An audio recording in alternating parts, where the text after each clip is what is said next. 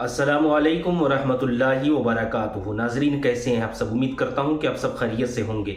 अल्लाह पाक आप सबको सलामत रखे, आप सब की सारी परेशानियों को दूर अता फरमाए। तो नाजरीन, आज की वीडियो में बताया गया है कि यौम आशूरा यानी कि 10 मुहर्रमुल हराम को जो नमाज पढ़ी जाती है उसका मुकम्मल तरीका, यानी कि 10 मुहर्रम को ये नमाज नहीं पढ़ा तो फिर क्या पढ़ा, तो पूरा मुकम्मल तरीका बताया जाएगा और इसकी फजीलत क्या है, 10 मुहर्रमुल हराम को जो है इस नमाज को पढ़ने से फ़ायदा क्या हासिल होता है, ये सारी बातें इंशाअल्लाह आपको इस वीडियो में जानने को मिलेगा। हज़रत हाफिज़ वसीम साहब ने बेहतरीन अंदाज में बताया है। मैं चाहता हूं कि आप भी गौर से इस वीडियो को सुनें। अस्सलामु अलैकुम वरहमतुल्लाहि वबरकातुहू। नाज़रीन किराम, उम्मीद करते हैं आप तमामी हज़रात खैरियत से होंगे इंशाअल्लाह। अल्लाह तबारक व तआला आप सबको शाद व आबाद रखे, आप सबकी हर जायज़ दुआ को कबूल फ़रमाए, हर जायज़ तमन्ना को कबूल फ़रमाए। नाज़रीन किराम, मुहर्रम का महीना शुरू हो चुका है। मुहर्रम के महीने में हमें क्या करना चाहिए, क्या नहीं करना चाहिए, 10 मुहर्रम की कौन सी नमाज है। बहुत सारे लोग इसके ताल्लुक़ से एतराज़ात करते हैं कि मुहर्रम 10वीं मुहर्रम को जो नमाज है ये हज़रात बताते हैं इसका कोई सबूत नहीं, ये बिदअत है, ये ऐसा है, हज़ार तरीक़े की बातें होती है। तो आज के इस वीडियो में आपको बताऊंगा कि 10 मुहर्रम के रोज़ हमें कौन सी नमाज पढ़नी चाहिए। और बहुत सारे लोग इन नमाज़ों में गलतियां करते हैं। आज के इस वीडियो में आपको बताऊंगा कि आपको ये दिन कैसे गुजारना है, कौन कौन सी नमाज़ें पढ़नी है, क्या करना है, कौन सी दुआएं पढ़नी है, अल्लाह की बारगाह में हमें किस तरीक़े से अपने सवालात को रखना है, अपने मारूज़ात को पेश करना है। नाज़रीन किराम, ये सारी बातें आज के इस वीडियो में आपको सुनने को मिलेगी। आपसे गुजारिश है कि वीडियो एंड तक देख लीजिएगा। चैनल पे नए हैं तो चैनल को सब्सक्राइब ज़रूर कर लीजिए।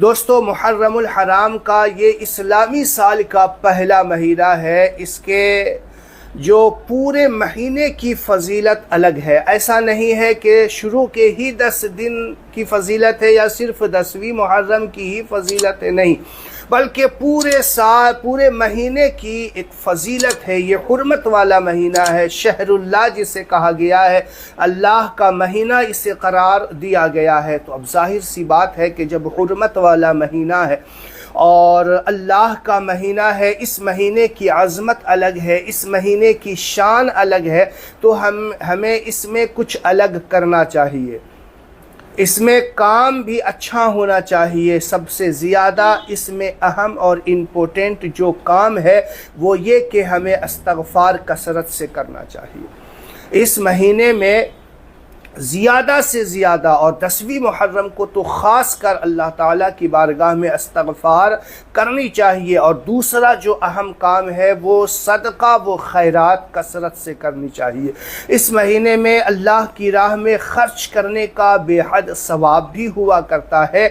और ज़्यादा से ज़्यादा इस महीने में गरीबों, मिस्कीनों तक जो खाना है वो ज़रूर पहुँचाया जाए, राशन पहुँचाया जाए, उन तक मदद की जाए। देखिए, बहुत सारे लोग हमारे इस्लामी भाई खिचड़ा बनाते हैं, सबील बनाते हैं, अलग अलग तरह के, अलग अलग अक़साम के खिचड़े तैयार होते हैं, सबीलें तैयार होती हैं, अलग अलग तरीक़े के शरबत तैयार होते हैं, नियाज़ फ़ातिहा होती है, और फिर इस तरीक़े से बांटा जाता है जैसे खाने को ज़ाय किया जा रहा हो।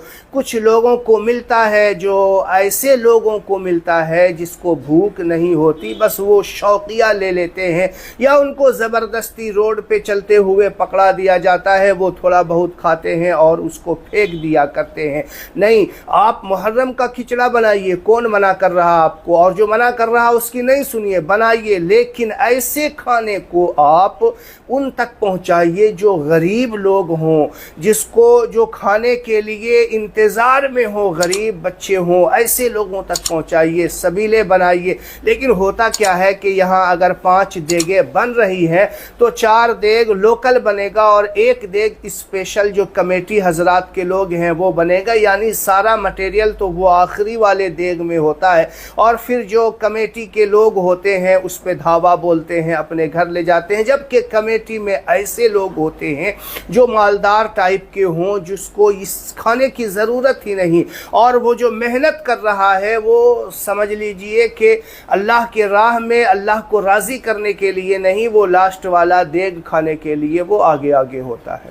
نہیں، آپ بنائیے امام حسین کے نام سے کھچڑا اور نیاز فاتحہ دلا کر کے غریبوں تک پہنچائیے، اس کو جس کا حق ہے اس کھانے پہ وہاں تک پہنچائیے، یہ اصل ذمہ داری ہے اور یہی کام اصل ہے۔ سمجھ رہے ہیں؟ بہت سارے اس میں جو ہے روڈ پہ کھڑے ہو کر کے پھینک کے لوگوں کو دیتے ہیں، جو آدھا زمین پہ گر رہا ہوتا ہے، آدھا لوگوں کے پاس جا رہا ہوتا ہے۔ چھبیلیں جب پلائی جاتی ہے تو جس جگہ پلایا جا رہا ہو اس طریقے سے بے ادبی ہوتی ہے کہ پوری زمین تر ہو جایا کرتی ہے۔ ارے جس سبیل پہ اللہ کا نام لیا گیا ہو، قرآن پڑھا گیا ہو، آپ کس طریقے کے بے ادب ہے کہ اسے زمین پہ گرا رہے ہیں۔ لینے والے اور دینے والے دونوں اس کا احترام کریں گے، یہ نہیں کہ وہ جو ہے لوٹ کھسوٹ ہو رہا ہو، آدھا گر رہا ہو، آدھا پی رہے ہوں، آدھا کام میں آ رہا ہو، آدھا نقصان ہو رہا ہو، ایسا بھی نہیں ہونا چاہیے۔ ٹھیک ہے، تو 10ویں محرم کے روز ہمیں کیا کرنا چاہیے؟ دیکھیے، سب سے پہلے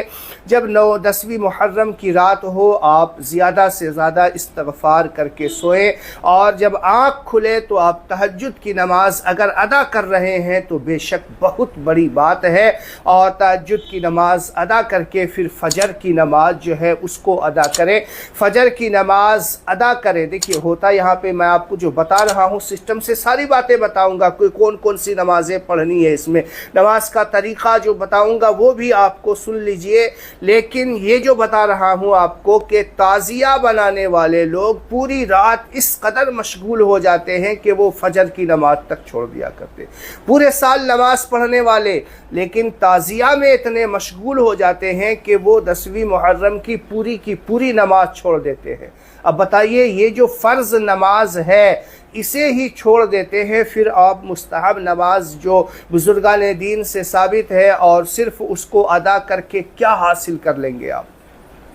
نہیں، فجر کی نماز جماعت کے ساتھ ادا کیجئے، پھر اس کے بعد دن بھر جتنا زیادہ ہو سکے قرآن پاک کی تلاوت کیجئے۔ امام حسین کے نام ایصال ثواب کرنے کے لیے آپ جو ہے قرآن پاک کی تلاوت کریں، توبہ استغفار اللہ کی بارگاہ میں کریں، اللہ کی بارگاہ میں اپنے گناہوں کی معافی مانگے۔ ہوتا کیا ہے کہ تعزیہ داری اور ڈھول باجے کے چکر میں پورا دن لوگ نہ قرآن کی تلاوت کرواتے ہیں، نہ نماز پنجگانہ ادا کر پاتے ہیں، بس یوں ہی لگے رہا کرتے ہیں۔ نہیں، پورے سال آپ پڑھتے ہو تو آپ اس میں بھی پڑھو، 5 وقتہ جو نماز فرض ہے پہلے وہ ادا کریں، پھر آپ ظہر کی نماز جماعت کے ساتھ ادا کریں، ظہر کے بعد جو ہے آپ زیادہ سے زیادہ اللہ کی بارگاہ میں توبہ استغفار کریں، قرآن کی تلاوت کریں، پھر عصر کا وقت ہو جائے عصر کی نماز ادا کریں، پھر عصر کی نماز ادا کرنے کے بعد آپ مغرب کی نماز کی تیاری میں لگ جائیں اور مغرب کی نماز بھی ادا کریں، پھر عشاء کی نماز ہے وہ بھی ادا کریں۔ اب بیچ میں آپ جو نمازیں آپ کو بتائی جاتی ہے کہ فلاں بزرگ سے یہ نماز ہے یہ ادا کیجئے، فلاں بزرگ سے یہ نمازیں ہیں یہ ادا کیجئے، اس کو پڑھنے کا طریقہ یہ ہے، اس طریقے سے پڑھیے۔ تو دیکھیے، اگر آپ نے پورا دن کا روٹین اس طریقے سے ادا کر لیا، 10ویں محرم کو خاص کر کے کہ نماز پنجگانہ جو فرض واجب نماز تھی اس کو ادا کیا، قرآن کی تلاوت کی، توبہ استغفار کیا، تو آپ کو یقین کرنا ہوگا کہ آپ کو دوسرے اور کسی طرف جو مستحبات میں سے ہیں یا اور جس پہ اعتراضات ہیں اس طرف جانے کی ضرورت ہی نہیں ہوگی۔ 5 وقت کی نماز پڑھیے، توبہ استغفار کیجئے، قرآن کی تلاوت کیجئے، پھر اللہ کی بارگاہ میں دعا کیجئے نا، جو پریشانی ہے وہ معروضات ہے رکھیے نا، اللہ تعالیٰ یقیناً قبول کرے گا، آپ کی پریشانی کو دور فرمائے گا، آپ کو اللہ تبارک و تعالی وہ عطا کرے گا جو زندگی زندگی میں نہیں ملا ہے۔ دیکھیے ہوتا کیا ہے کہ محرم وہ تہوار کا دن لوگ مناتے ہیں، تہوار کے طور پہ مناتے ہیں، اور زیادہ سے زیادہ لوگ جو ہے ڈھول باجے کے ساتھ تعزیہ داری اس کے چکر میں پڑے رہتے ہیں، پورا راستہ جام کیے رہتے ہیں، دیکھنے میں مشغول ہے۔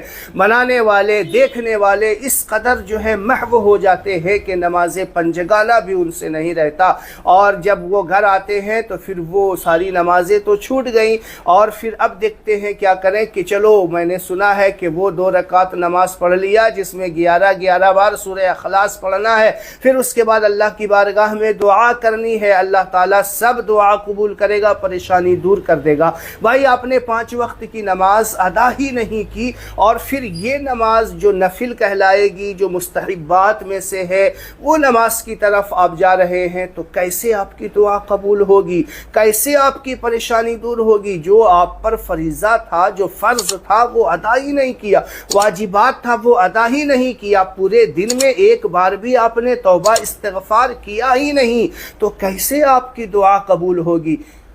بتائیے، آپ خود فیصلہ کر سکتے ہیں۔ اللہ تعالیٰ نے عقل سلیم دیا ہے، اتنی عقل تو ہے آپ کے اندر کہ جو فرائض تھے اس کو ادا نہیں کیا، اور مستحبات کی طرف جا کے اللہ کی بارگاہ میں دعا کر رہے ہیں۔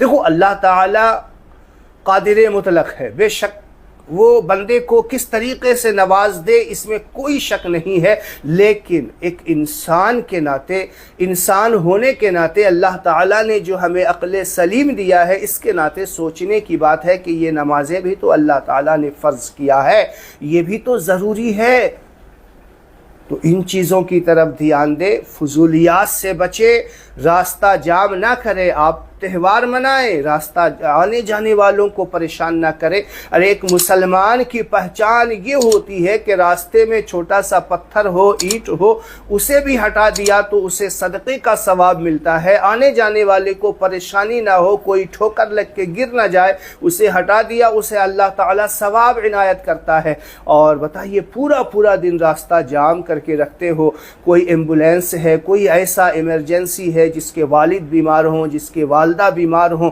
اسے دیکھنے کے لیے جا رہا ہو، کسی کے گھر میں میت ہو گئی ہو، وہ جنازے میں شامل ہونے کے لیے جا رہا ہو، اور آپ کے ہڑدنگ بازی کی وجہ سے وہ جنازے میں شامل نہیں ہو پا رہا، اپنے کسی چاہنے والے کے زندہ شکل کو نہیں دیکھ پا رہا، لیٹ ہونے کے کارن اس کا انتقال ہو گیا۔ ایسے کئی واقعات پیش ہوتے ہیں کہ بتائیے محرم کے دن جو ہے اس طریقے سے مسلمانوں کو تو ہونا چاہیے کہ وہ اپنے اعلیٰ کردار کی پہچان دے، اعلیٰ کردار کی جو ہے اس کو نمائش کرنی چاہیے۔ یہ تو ہڑدنگ بازی میں لگ گیا ہے، یہ کیسا مسلمان ہے؟ تو دوستو، آپ سے یہی گزارش ہے کہ محرم کے دن زیادہ سے زیادہ کوشش کرے کہ کسی کو تکلیف نہ پہنچے، زیادہ سے زیادہ اللہ کی بارگاہ میں صدقہ خیرات کرے، توبہ استغفار کرنا نہ بھولے۔ السلام علیکم ورحمۃ اللہ وبرکاتہ۔